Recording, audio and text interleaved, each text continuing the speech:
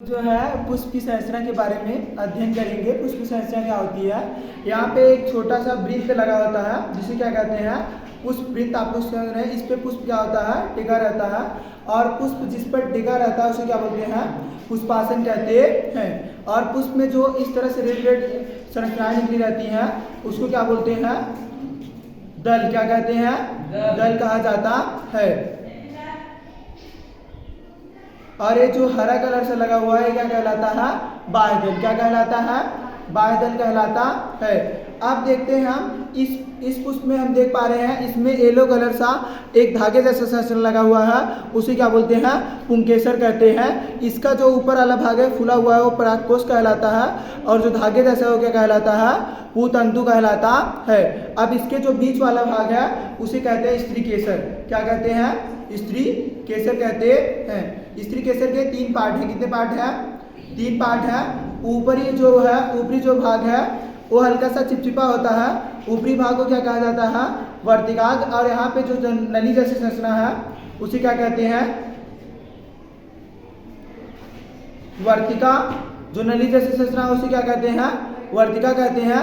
और निचले फूले हुए भाग को क्या कहते हैं, अंडाशय कहते हैं। और इसके अंदर छोटी छोटी संरचना होती है जिसे क्या कहा जाता है, बीजांड कहते हैं। यहाँ हम चित्र के माध्यम से समझने का प्रयास करते हैं। ये है एक पुष्प और इस पर एक वृत्त द्वारा क्या हुआ है, जुड़ा हुआ है। ये जो वृत्त है उसे क्या कहते हैं, पुष्प वृत्त कहा जाता है। ये जो स्ट्रक्चर है क्या कहलाता है, पुष्प वृत्त कहलाता है। और पुष्प किसी पे टिका हुआ है, जिस पर टिका हुआ है पुष्प उसे क्या कहते हैं, पुष्पासन कहते हैं। अब अगला देखते हैं। पुष्प में अभी हम देखे थे ऐसे जो स्ट्रक्चर निकले हुए हैं रेड रेड जो संरचनाएं हैं तो इनको क्या बोलते हैं, यहाँ पे आप समझो जो रेड रेड संरचनाएं हैं इनको क्या बोलते हैं, दल कहते हैं। क्या कहते हैं, दल कहते हैं। और इसके नीचे वाला जो पार्ट है जो हरा कलर से जो पुष्प को पकड़े हुए है, ये जो हरा वाला पार्ट है यहाँ पे ये हरा हरा सा होता है, ये पुष्प को पकड़े रहता है, इसको क्या बोलते हैं, बाह्यदल। और जो रेड रेड से निकला हुआ है वो क्या कहलाता है, दल कहलाता है।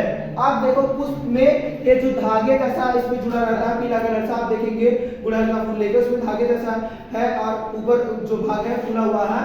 ये जो धागे जैसा संरचना होता है इसे बोलते हैं पुंकेसर। क्या कहते हैं, पुंकेसर। पुंकेसर के 2 पार्ट हैं। जो यहाँ धागे जैसा है उसे क्या कहते हैं, पूतंतु। और जो ऊपरी भाग होता है पीला कलर का फूला होता है उसे क्या कहते हैं, परागकोश कहते हैं। अब पुष्प के जो मध्य वाला जो भाग होता है उसे क्या कहते हैं, स्त्री केसर कहते हैं। स्त्री केसर के 3 भाग होते हैं। ऊपर वाला जो भाग है जो चिपचिपा होता है उसे क्या कहते हैं, वर्तिकाग्र। जो ऊपरी भाग को इसका चिपचिपा सा होता है उसे क्या कहते हैं, वर्तिकाग्र कहते हैं। और यहाँ पे एक नली जैसा होता है, इसके अंदर जब आप ओपन करेंगे तो एक नली जैसा संरचना होगा और उस नली को क्या कहते हैं, वर्तिका कहते हैं। और यहाँ पे इसका जो निचला भाग होता है वो फूला हुआ होता है।